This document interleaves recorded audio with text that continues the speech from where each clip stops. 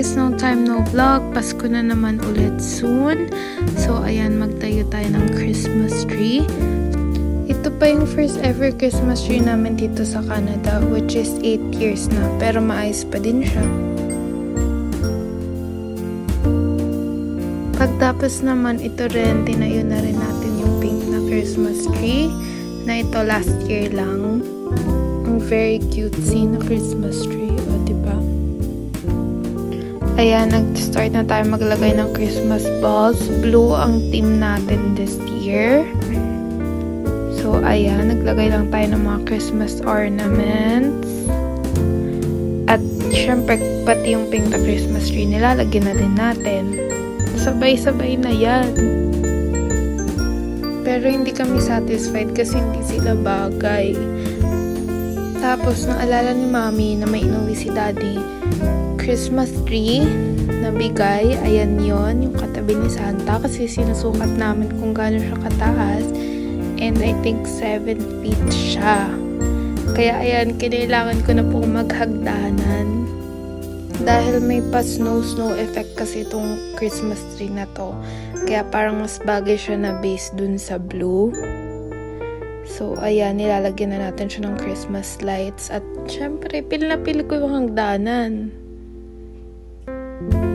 Pag di bagay yung Christmas ornaments nyo sa kulay ng mismong Christmas tree nyo, palitan yung Christmas tree. Charing lang. Usapan lang talaga, titignan lang yung condition ng Christmas tree at saka kung babagay ba yung theme na blue. Tapos, ayan na, nagkakabit na kami ng Christmas lights.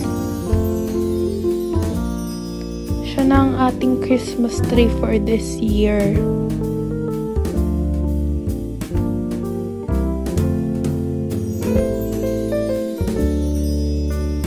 Shanan! Ayan siya pag may ilaw. Diba?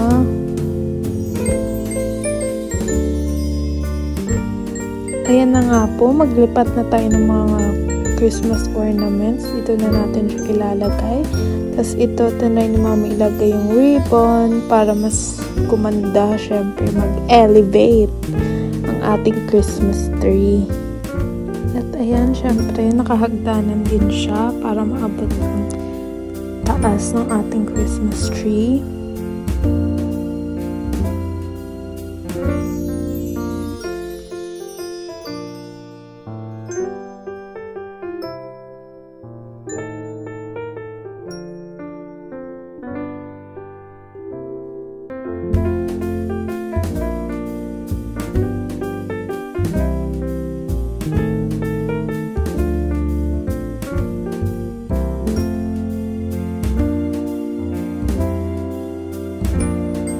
Nandito naman si Daddy para siya yung maglagay ng angel sa taas. Kasi nahihirapan ako ilagay.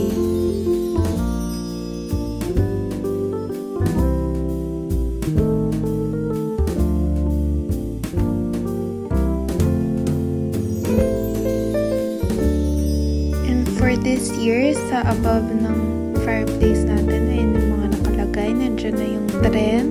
If nare-remember nyo from last year, ayan yun, yung Disney train.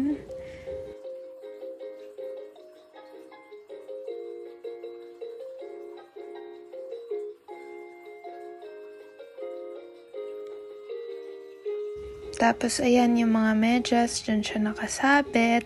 Tapos, ayan yung bago nating Santa, yung nasa right side, yung color blue, since blue nga yung theme natin, blue and white and gold. Ayan, perfect silang dalawang Santa dyan. And meron din tayong new train sa mismong Christmas tree. Ayan, o diba? And then, ito si bagong Santa, nakasama rin sa motif natin. O diba, matching sila ng Christmas tree. O, siya yung ang guardian ng presents. Ayan, ang ating final look ng ating Christmas tree. And ayan ang ating whole decorations sa area na to. Diba? Ang ganda, ang bongga. Yun lang. Merry Christmas everyone. Babush!